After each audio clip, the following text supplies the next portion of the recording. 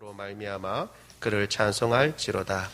백성의 모임에서 그를 높이며 장로들의 자리에서 그를 찬송할지로다. 아멘. 여러분, 우리가 이제 계속 시편 107편을 중심으로 해서 하나님께서 우리에게 베풀어 주신 은혜에 대해서 감사하고 또 그를 찬송하자라고 하는 제목으로 계속 말씀을 나누고 있습니다. 시편 107편 우리가 이미 살펴본 대로 1절에서 3절까지는 전체의 서론이고 전체의 내용을 요약한 것이라고 생각할 수 있습니다. 그래서 하나님을 그 선하심과 그 인자하심에 대해서 하나님을 찬송하고 그리고 감사해야 된다라고 얘기하고 있습니다. 그런데 그 인자하심과 하나님 되심, 선하심이 나타난 가장 명백한 곳이 어디냐? 바로 죄인인 그의 백성들을 속량해 주셨다라는 것입니다. 값을 치르고 구원해 주셨다라는 것이죠. 그래서 그 하나님은 선하시고 그 인자하심이 한이 없기 때문에 하나님께 감사해야 되고 우리가 찬송해야 한다라고 얘기를 하고 있습니다. 그러면 그 구체적인 내용, 하나님께서 백성들을 속량하셨다 하는데 그 구체적인 내용들 어떤 상황과 여건 가운데서 하나님의 그 자비와 인자하심을 나타내셨는가? 그것을 우리가 지금 계속 보고 있는 가운데 있습니다. 그래서 그 중에 한 가지는 하나님께서는 방향을 잃고 갈 곳을 알지 못하고 헤매는 인생들, 그래서 목적한 그 성에 다다르지 못하고 광야에서 방황하고 있는 사람들을 주님께서 그 부르심에 응답해 주시고 그들이 거할 그 처소로 인도해 주시는 분이시다.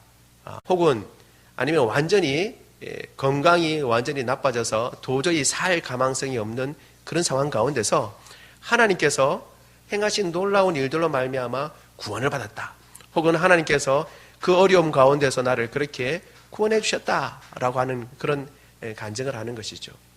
그런 간증을 들을 때마다 우리는 어떤 생각을 하냐 그러면 한편으로는 감사하고 한편으로는 참 저럴 수도 있으니까 참 하나님 얼마나 은혜로우신 분인가라고 생각도 하지만 한편으로는 나는 하나님한테 그렇게 잘못한 것도 없는 것 같은데 왜 내게는 그런 놀라운 일들이 일어나지 않는가? 저 사람은 보면 막 허랑방탕하게 인생을 막 그렇게 살다가 하나님께서 그 어려운 가운데서도 구원해 주시곤 하는데 나는 보면 그렇게 하나님 만나고 난 뒤에 그렇게 잘못한 것도 없고 그렇게 하나님 앞에 잘못 산 것도 없는데 예수님 믿고 그냥 평탄하게만 사는 건 감사한데 그렇다고 해서 특별하게 하나님께서 행하시는 일들 놀라운 경험 같은 게 있으면 나도 그런 게 있어가지고 한번 사람들한테 증거하고 또 이렇게 나도 이런 경험이 있었다라고 하면 얼마나 좋을까. 그러면 내가 가지고 있는 경험들을 때문에 내가 하나님을 더 잘 믿을 수 있을 것 같고 그런데 하나님은 어떻게 꿈에서라도 한번 보여달라고 그래도 평생 낫게 해달라는 건 말고, 벼락, 돈을 달라는 것도 말고, 그 꿈에서 한번 보여주십시오라는 그 기도도 안 들어주시고, 어떻게 저분들은 저렇게 은혜를 베풀어 주시나라고 생각을 하게 됩니다. 왜 나는 저런 일들이 일어나지 않을까? 나는 왜 저렇게 명확한 확신을 주시지 않을까라고 생각하는 것입니다. 그런데 우리가 오늘 읽은 본문의 내용이 사실은 그 질문에 대한 대답이기도 한 것입니다. 그래서 오늘 이 본문을 가지고 한 세 가지 정도를 같이 살펴보려고 합니다. 첫 번째는 우리가 생각하는 것처럼 하나님의 기이한 일은 특별한 경우에만 볼 수 있는 것이 아니라 어디서나 볼 수 있다라는 것입니다. 어디서나 볼 수 있다. 오늘 본문에 이야기를 합니다. 큰 물에서 바다에서 일하는 사람들, 영업하는 사람들은 바다에서 무역하는 사람들은 그 하나님의 기이한 일들을 그 바다에서 본다라고 얘기를 하고 있습니다. 그러면 만약 하나님께서 인생에게 베푸신 기적, 놀라운 일들을 큰 물에서 일하는 사람, 바다에서 일하는 사람들은 바다에서 본다면 우리는 당장 이렇게 질문할 수 있습니다. 그러면 하나님의 기이한 일들은 바다에서 일하는 사람들만 보는가? 바다에서 일하는 사람들만 그 기이한 일들을 보는가? 아니면 이렇게 이야기할 수도 있죠. 근해에서 큰 물이 아니고 작은 물. 근해에서 그러면 일하는 사람들은 하나님의 일을 어디서 볼 수 있는가? 하나님의 일을 어디서 볼 수 있을까요? 근회에서 보는 거죠. 근회에서. 그러면 우리는 이렇게 생각할 수 있습니다. 하나님께서 행하시는 기이한 일들을 그러면 근회에서 일하는 사람은 근회에서 보고 저 멀리 큰 바다에서 일하는 사람들은 큰 바다에서 본다면 그러면 학생들은 하나님의 기이한 일들을 어디서 볼 수 있는가? 학교에서 보는 거죠. 학교에서. 그러면 주부들은 가정에서 가사 일을 하면서 볼 수 있습니다. 직장인은 직장에서 우리가 있는 곳이 어디든지 우리가 그곳에서 믿음의 눈을 크게 뜨고 하나님께서 어떤 일을 행하시는가에 대해서 민감하다면 하나님께서 행하시는 일들을 우리가 볼 수 있을 줄로 믿습니다. 왜냐하면 하나님은 온 천지에 다 계시고 아니 계신 곳이 없기 때문입니다. 예레미야 23장 24절 우리 같이 한번 읽어볼까요? 시작. 여호와의 말씀이니라 사람이 내게 보이지 아니하려고 누가 자신을 은밀한 곳에 숨기겠느냐. 여호와가 말하노라 나는 천지에 충만하지 아니하냐. 아멘. 하나님은 천지에 충만하신 분이십니다. 그래서 큰 물, 큰 바다에서만 하나님이 계신 것이 아니고 작은 물, 작은 바다에도 하나님이 계시고 학교에도 계시고 가정에도 계시고 우리의 직장과 일터 어디에나 하나님은 계시는 줄 믿습니다. 그리고 하나님이 그곳에 계신다면 하나님께서 그곳에 가만 계시는 것이 아니라 그곳에서 일하시고 계시고 역사하고 계시는 것입니다. 그곳에서 하나님께서 일하실 줄로 믿습니다. 예수님도 그래서 하나님은 항상 일하시는 분으로 이야기를 하고 있습니다. 요한복음 5장 17절입니다. 시작. 예수께서 그들에게 이르시되 내 아버지께서 이제까지 일하시니 나도 일한다 하시매. 아멘. 예수님은 당신이 일한다, 나는 항상 일한다 라고 말씀하시면서 그 이유를 어디다가 대고 계시냐 하면 아버지께서 일하시매 이렇게 얘기하고 있습니다. 하나님은 일하시는 분이십니다. 하나님이 계신 그곳에서 하나님은 쉬지 않으십니다. 그 백성들을 향해서 그리고 하나님의 아름다운 일들을 이루시기 위해서 쉬지 않고 계속 역사하시는 줄 믿습니다. 그러니까 우리가 어디에 있든지 하나님께서는 충만히 편만히 계시고 그리고 그 계신 곳에서 항상 일하시는 분이시기 때문에 우리가 눈을 뜨고 믿음의 눈을 뜨고 하나님의 역사가 어떻게 일어나고 있는가 살펴본다면 하나님의 그 기이한 일들을 볼 수 있을 줄로 믿습니다. 하나님께서 일하시지 못할 환경과 여건은 없습니다. 사실 이 바다라고 하는 것 우리가 생각해 볼 필요가 있습니다. 여러분 시잖아요. 시. 늘 이야기하지만 107편이 시인데 시는 은유가 많이 있습니다. 그렇죠? 한편으로는 큰 물에서 일하기 때문에 바다에서 일한다라고 하지만 또 한편으로는 바다는 그 의미가 참 여러 가지 의미를 가지고 있습니다. 뿐만 아니라 오늘 본문에 보니까 광풍이 일어나면 어떻게 해요? 높은 곳에 올라갔다가 낮은 곳으로 깊은 곳으로 내려간다. 이렇게 얘기를 하고 있습니다. 여러분 높은 곳은 솟구쳤다가 라고 얘기하는 것은 사실은 어떤 것을 얘기합니까? 인생 살아가는 가운데 어떤 경우에는 높이 올랐다라고 생각하는 지점이 있는 것입니다. 각자가 다 다를 수 있지만 우리가 생각할 때 이 정도면 괜찮다라고 생각하는 어떤 그 지점까지 올라갈 수 있는 것입니다. 그런데 항상 그곳에 있는 것이 아니라 어떻게 해요? 갑자기 그곳에서 뚝 떨어지는 것입니다. 뚝 떨어질 수 있는 것입니다. 깊은 곳으로 내려갈 수 있는 것입니다. 그러면 우리는 절망하거나 낭망하게 되는 거죠. 갑자기 졸지에 저 밑바닥 깊은 곳으로 내려간다는 것을 의미하는 것이라고 우리가 볼 수 있습니다. 전혀 생각지도 못한 역경을 만날 수 있는 것입니다. 그러면 그 가운데 어떻게 돼요? 영혼이 녹습니다. 오늘 본문에서 이야기하는 것처럼 이리저리 취한 자 같이 비틀거리며 모든 지각이 혼돈에 빠진다. 이렇게 이야기를 하고 있습니다.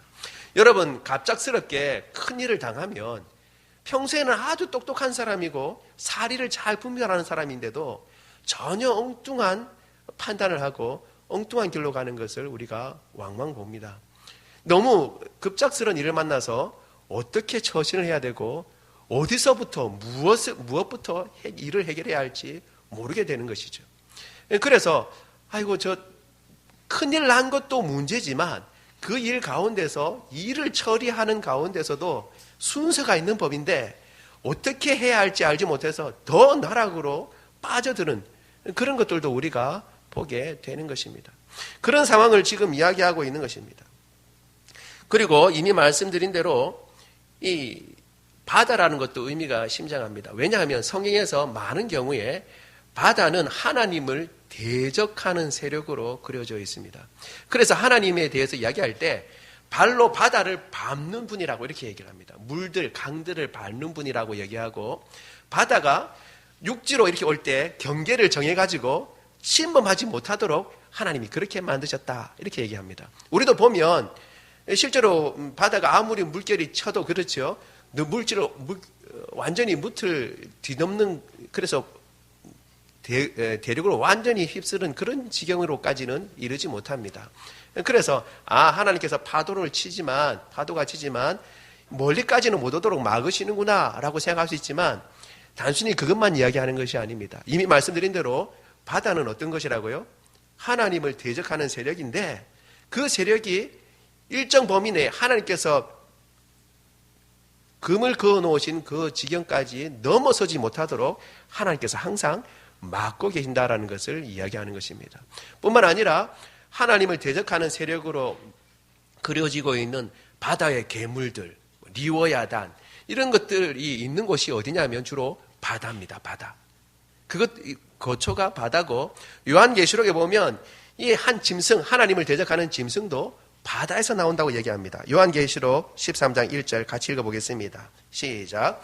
내가 보니 바다에서 한 짐승이 나오는데 뿔이 10이요 머리가 7이라. 그 뿔에는 10 언관이 있고 그 머리에는 신성 모독하는 이름들이 있더라. 아멘. 잘은 모르지만 이 짐승은 어떻게 해요? 하나님을 대적하는 세력입니다.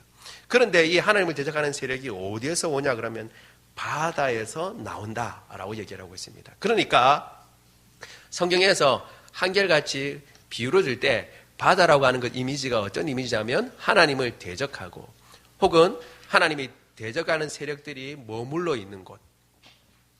그래서 그 암울하고 그리고 척박한 곳. 이것을 상징하고 있는 것입니다. 여러분, 따라서 인생의 여정에서 가장 깊은 수련과 어두움에 우리는 들어갈 수 있습니다. 그래서 어떤 기대나 어떤 구호조에 대해서도 생각하지 못하는 그런 상황이 있을 수 있습니다. 바다에 있게 되는 것입니다. 그리고 바다의 가장 밑바닥에 있게 되는 것입니다. 그런데 오늘 본문에서 이야기하고 있는 바는 바로 그 상황과 여건 가운데서도 하나님의 역사를 볼 수 있다는 것입니다. 전혀 하나님의 도우심을 기대할 수 없고 내가 여기서 끝이다. 그리고 이까지는 하나님이 오실 수 없다고 생각하는 바로 그것. 저 하나님의 대적의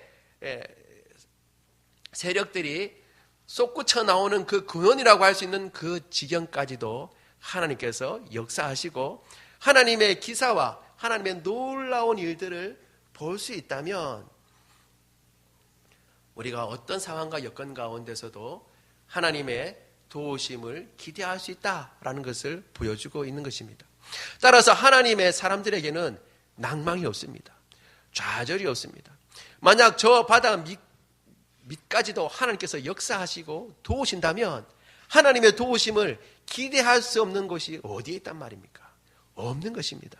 우리가 어떤 상황 가운데서 사람들이 야, 너는 이제 끝이다.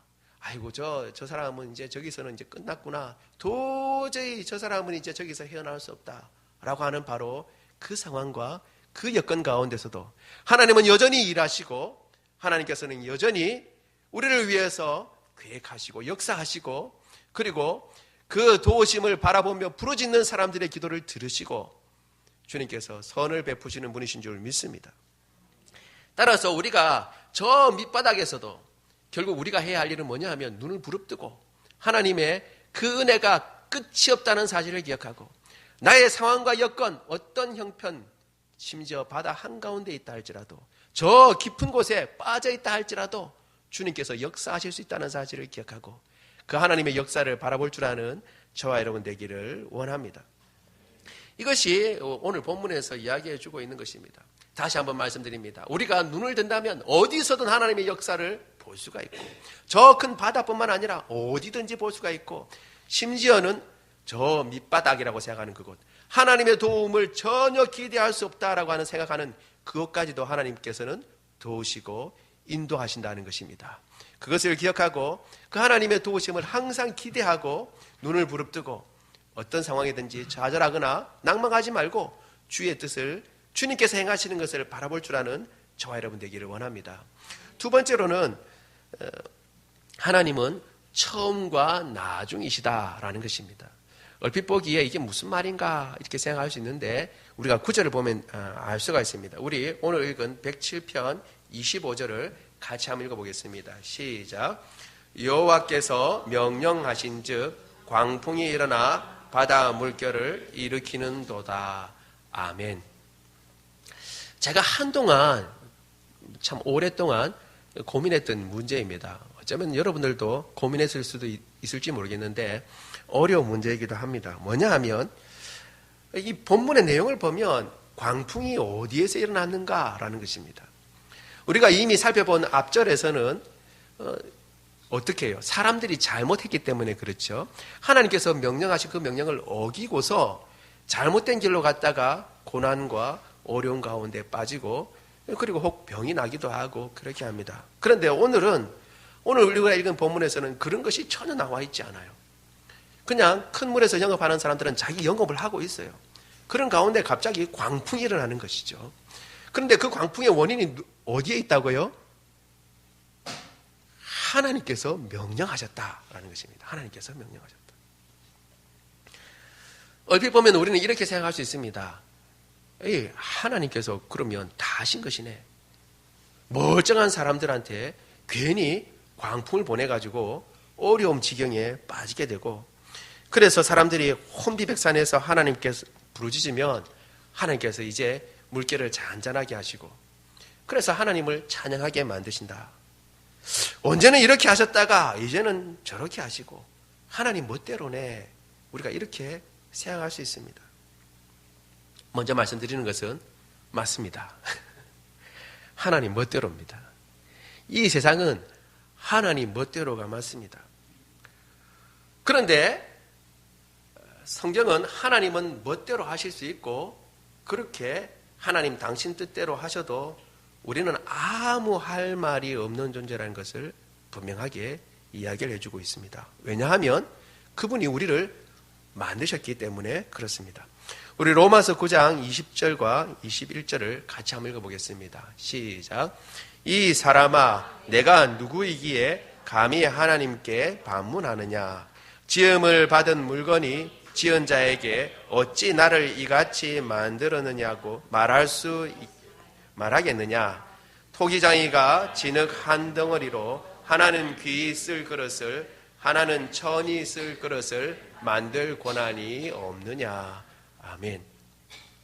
첫 번째 우리가 반드시 기억해야 할 것은 하나님께서 우리를 만드셨기 때문에 하나님께서 우리를 어디든 쓰시든지 그것은 하나님의 마음이라는 것입니다.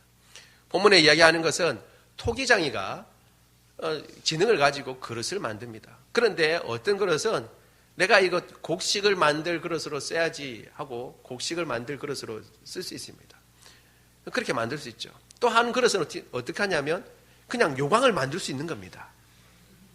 요광은 우리 아이들은 잘 모르지만 간이 변소라고 할 수 있어요. 간이 변소.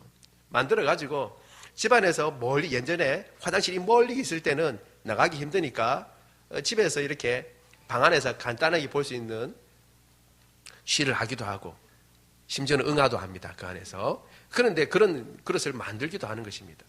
똑같은 진흙으로 만들지만 어떤 그릇은 요광으로, 어떤 그릇은 곡식을 담는 그릇 혹은 밥을 담는 그릇을 만들 수 있는 겁니다. 누가 그럼 그걸 정합니까? 진흙이 정합니까? 아니에요. 진흙이 정하는 것이 아니라 그것을 누가 정하냐면 그릇 만드는 사람이 정하는 것입니다. 따라서 그것에 대해서 나는 왜 이렇게 요광으로 만들었습니까? 혹은 나는 왜 쌀독으로 만들었습니까? 말할 수 없다는 겁니다. 만드는 사람이 자기 자유로 만드는 것이죠. 따라서 하나님께서 우리를 만드셨을 때에 하나님 왜 저를 이렇게 만드셨습니까? 말할 수 없다는 것입니다.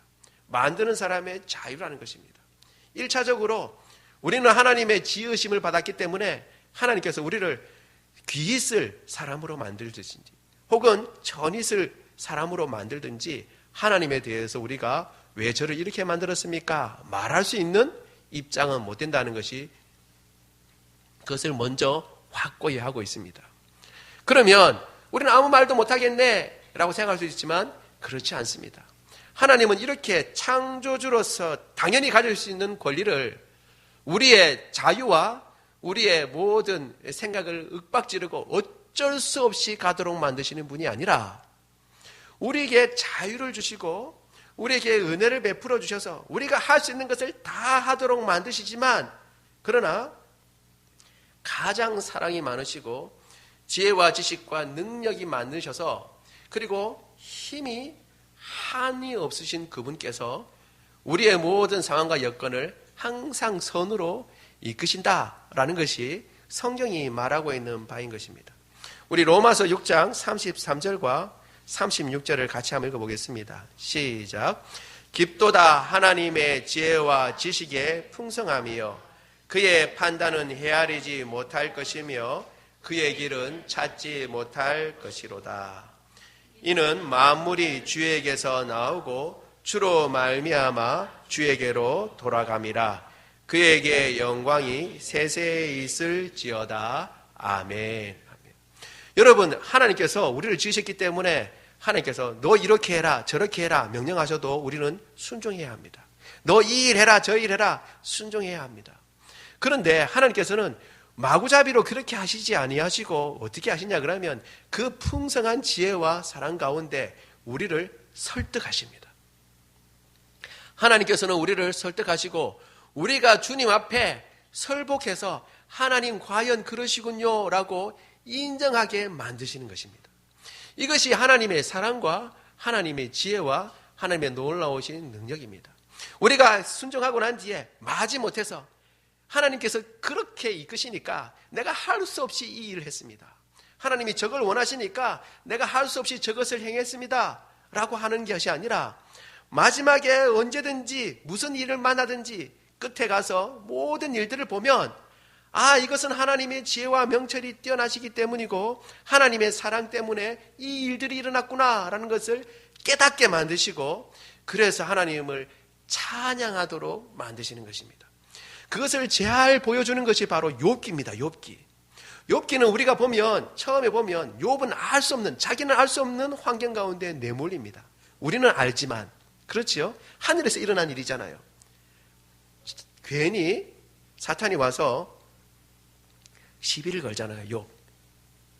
하나님께서 그러면 너 이렇게 해봐라 라고 이야기를 해주셨죠. 욥을 막 시험하잖아요. 근데 욥은 뭐 어떻게 해요? 자기가 왜 시험을 당하는지 알아요? 몰라요? 모릅니다. 모르는 가운데 가장 인간이 당할 수 있는 가장 밑바닥까지 당하게 됩니다. 그래서 학자들은 이야기하기를 많은 사람들이 욥은 실제 사람이 아닐 것이다 라고 얘기합니다. 왜냐하면 어떤 살과 피를 가진 사람이 자기 아들, 딸 다 죽고 그리고 자기 완전히 병들어서 완전히 죽는 것보다 못한 상황에 이르렀는데 그 부인이 말하는 것처럼 차라리 하나님을 욕하고 죽어라. 아직도 신실함을 지키느냐라고 말할 때에 어찌 어리석은 여자 중 하나같이 말하느냐라고 이야기하면서 주신 자도 여호와시고 취하신 자도 여호와시다 이렇게 말할 수 있냐는 거예요. 태연하게. 그게 인간이냐라는 거예요. 그게 인간이냐. 역으로 얘기해서 사람은 그럴 수 없다는 거예요. 사람이 어떻게 욥과 같이 그렇게 이야기할 수 있냐. 그럴 수 없다. 그러니까 욥은 어떻게 해요? 그건 지어낸 이야기의 주인공이다 라고 얘기를 합니다.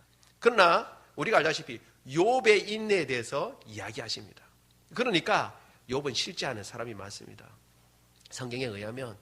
그러니까 이런 것을 생각해 볼 때 욥이 당하는 모든 환경과 어려움을 우리가 생각해 볼 때에 야, 이거 욥은 그러면 어떻게 막판에 그럼 하나님에 대해서 어떻게 고백할 수 있는가라고 생각할 수 있는데 하나님을 직접 뵙고 하나님께서 물으십니다. 그렇죠. 마지막에 너 이거 대답할 수 있느냐라고 하나님이 그냥 물어만 보시는데 욥은 대답은 놀라운 대답입니다. 우리 욥기 42장 3절 그리고 5절 6절을 같이 읽습니다. 시작. 무지한 말로 이치를 가리는 자가 누구니까? 나는 깨닫지도 못한 일을 말하였고 스스로 알 수도 없고 헤아리기도 어려운 일을 말하였나이다. 내가 주께 대하여 귀로만 듣기만 하였사오나 이제는 눈으로 주를 배움나이다. 그러므로 내가 스스로 거두어 드리고 티끌과 제 가운데서 회개하나이다. 아멘. 이것은 욥이 하나님께서 나는 이렇게 할 수 있는 존재니까 너는 찍소리 하지 말고, 내가 창조주니까 너는 찍소리 하지 말고 내가 뭘 하든지 너는 받아들여라. 그래서 아이고 알았습니다, 이런 의미가 아니에요. 하나님을 뵙고 나니까 내가 상상 못하고 내가 헤아리지도 못했던 아름다운 일들이 하나님께서 계획하고 계시는구나 하는 것을 알게 된 것입니다. 그리고 어떻게 해요? 내가 귀로만 들었는데, 예전에 하나님을 안다고 생각하고 하나님이 이런 분이다라고 생각하게 되었는데, 이 모든 역경과 그리고 어려운 환경을 지나가면서 하나님이 어떤 분이신지 어떻게 해요? 더 뚜렷하고 확실하게 보게 되었습니다 라고 하나님 앞에 고백하는 것입니다. 여러분, 이 모든 인생의 과정을 지나가고 난 뒤에 우리가 결국 고백하게 되는 것은, 내가 다 헤아리지 못해서 어떤 어려움 가운데서 혹 하나님을 원망하고 혹은 절망하고 내게 왜 이런 어려움을 주셨는가 라고 하나님에 대해서 참으로 속상해하고 그렇게 생각했을 수 있을지 모르지만, 나중에 그 모든 환경을 다 지나고 난 뒤에는 마지막에는 하나님의 지혜요, 그렇게 하는 것이 하나님의 은혜였고 하나님이 돌보심이었다라는 것을 깨닫게 되고 하나님을 찬양하게 되는 줄 믿습니다. 이것이 바로 요한계시록에 나와 있는 그런 상황입니다. 천국에서 모든 성도들을 대표로 생각하는 24장로들이 요한계시록에 보면 4장에서 하나님 앞에 경배합니다. 경배하면서 그들에게 씌워진 면류관을 하나님 앞에 다시 돌려드리면서 찬양하는 내용이 있습니다. 그 내용이 우리 4장 10절과 11절인데요. 같이 한번 보도록 하겠습니다. 시작.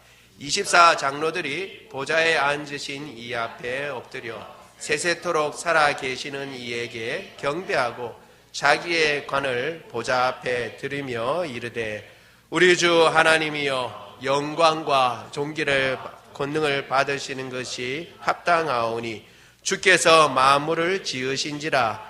만물이 주의 뜻대로 있었고 또 지으심을 받았나이다. 아멘. 그 관을 하나님 앞에 드리면서 세세토록 살아계시는 이에게 경배하고 드립니다. 그렇죠? 면류관을, 자기의 관을 드린다는 것은 내가 가지고 있는 모든 이 영예와 그리고 모든 상이 누구 거라는 거예요? 하나님 것이라는 것입니다. 내 게 아니고 하나님 겁니다. 하나님 때문입니다 라고 얘기를 하고 11절에 그 이유를 얘기합니다. 영광과 존귀와 권능을 받으시는 것이 합당합니다. 그러니까 이 관은 뭐예요? 영광과 존귀와 권능을 다 대표하는 겁니다. 내가 가지고 있는 거 이거 다 받으시는 게 합당합니다. 그리고 이야기하기를, 주께서 만물을 지으신지라. 만물이 주의 뜻대로 있었고 또 지으심을 받았나이다. 여기에 이 짧은 구절이지만 여기에 다 들어있는 것입니다. 사실은 뭐가 있냐면, 하나님께서 원인이고 하나님께서 모든 결과를 다 이끌어내셨지만 그 과정 가운데 주님은 항상 선하셨고, 그 모든 일에 있어서 하나님은 항상 선하셨고 하나님은 항상 권능과 지혜가 은혜 가운데 우리를 지키시고 보호해 주셨습니다. 그리고 내가 한 일 뭐가 있다면 그것은 다 하나님의 은혜입니다. 깨닫고 보니, 알고 보니까, 나중에 천국에 가서 헤아려 보니까, 다시 살펴보니까 다 하나님의 은혜입니다 라고 그렇게 고백하고 그 주님 앞에 관을 드리는 것입니다. 여러분, 그렇기 때문에 광풍을 주님께서 내리시고, 그리고 그 가운데 하나님 앞에 부르짖어 혼돈 가운데 어찌할 바를 모르다가 하나님 앞에 기도하고 간구하여서 그 문제가 해결되고, 그리고 원래 원하던 그 아름다운 항구로 인도해드리는 모든 과정이 사실은 짧은 구절이지만 이 모든 것들이 다 생략되어 있는 것입니다. 시 가운데서 욥의 모든 고난이 여기에 사실은 녹아 있는 것이고, 그리고 인생의 모든 삶의 그 모든 역경들이 사실 여기에 녹아 있는 것입니다.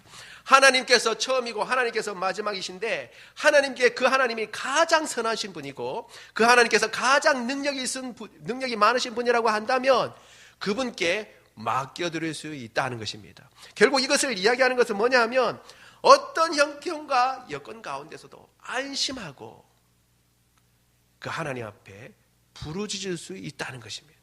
저 밑바닥에 떨어졌다 하더라도 하나님께서 붙잡고 계시니까 그 하나님 앞에 부르짖을 수 있고 간구할 수 있고, 그조차도 하나님의 역사 가운데 있으니까 두려워하지 말고 염려하지 말고 걱정하지 말고 그 하나님을 끝까지 의뢰하라는 것입니다. 의뢰할 만하다는 것입니다. 왜? 하나님이 처음부터 마지막까지 하나님의 통제와 그 권능 가운데서 벗어나는 일은 아무것도 없는 것입니다. 우리의 삶도 마찬가지인 줄 믿습니다. 그 하나님께서 붙잡고 계시는 줄 믿습니다. 그래서 여러분 생각해 보세요. 부모님이 옆에 있는 아이들은 어떻게 해요? 암만 소리 질러도 부모가 듣고 일을 해결해 주잖아요. 부르짖기만 하면, 울기만 하면 엄마가 어디서 나타나서 그래 무슨 일로? 무슨 문제냐? 해결해 주시는 것입니다. 하나님께서 이렇게 우리의 환경과 어떤 환경과 여건 가운데서도 시작이요 마지막이신 그분께서 지키시고, 그리고 그 모든 문제 가운데서 은혜 베풀어 주실 줄로 믿습니다. 그래서 이제 마지막 세 번째 우리가 생각할 수 있는 것은 백성의 모임과 장로들의 모임에서 하나님을 찬송하는 것입니다.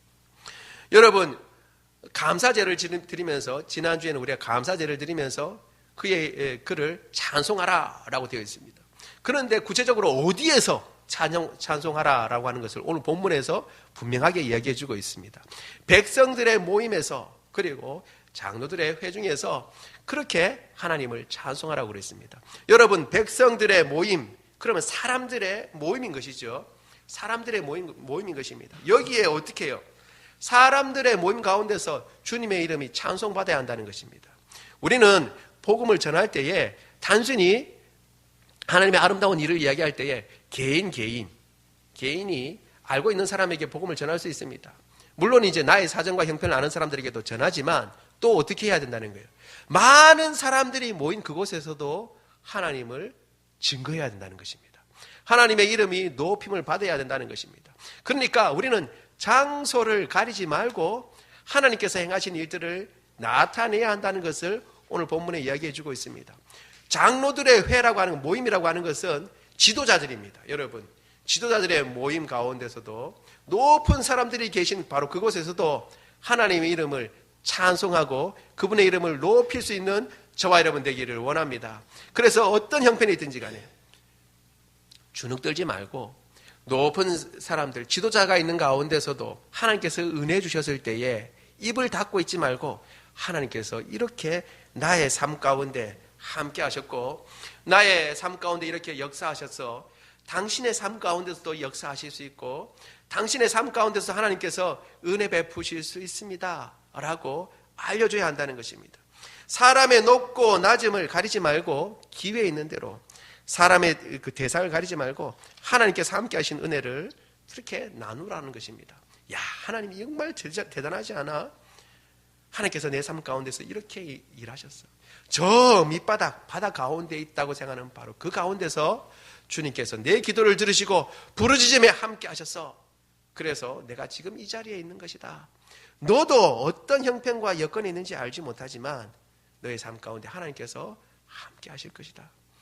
우리 관동 호산나교회 주님께서 우리를 통해서 세우셨다. 우리를 통해서 계속 일하고 계실 줄로 나는 믿는다.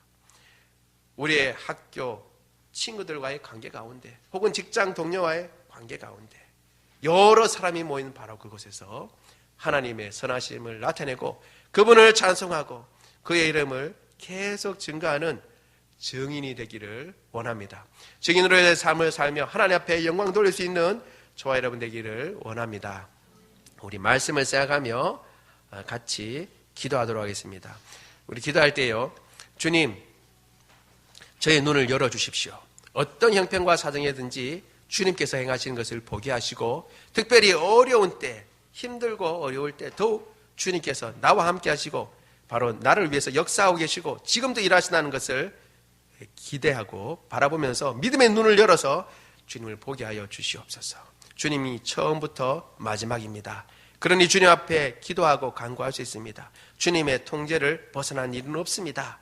그 주님을 온전히 신뢰하며 주님 앞에 부르짖게 하여 주시옵소서. 그리고 입을 열어 그 주님을 찬양하고 어디에든지 사람들의 모임이든지 혹은 귀한 사람들이 있는 곳에든지 주님을 찬송케 하여 주시옵소서. 우리 다 같이 기도하겠습니다.